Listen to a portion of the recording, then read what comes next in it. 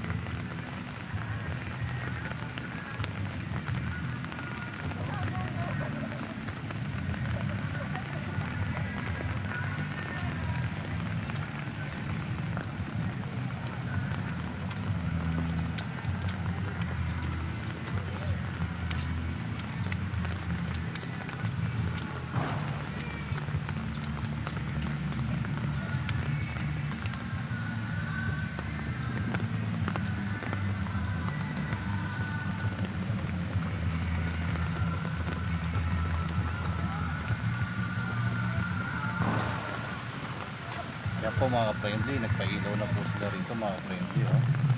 Napakaganda po tayo ng paggabi.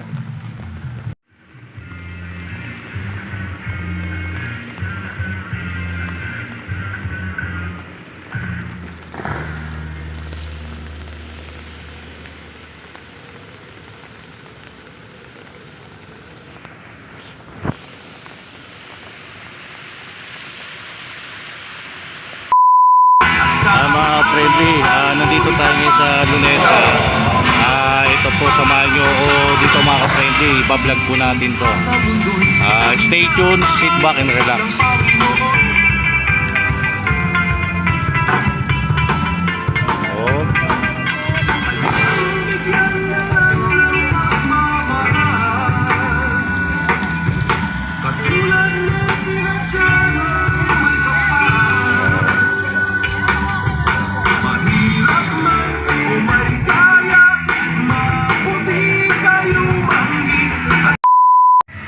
Ayan po mga ka-friendly, kita nyo po yung kapaligiran dito sa Luneta. Napakaganda po, napakalinis.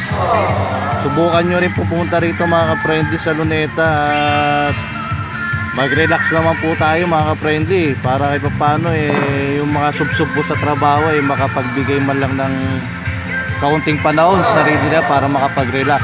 Dito po sa Luneta, maganda rin po rito. Kung mapapansin nyo yung fountain po, napakaganda. Ngayon mga friendly, pupunta po tayo sa Jose Rizal. Ayan po mga friendly, no, napakaganda po rito. Ayan po.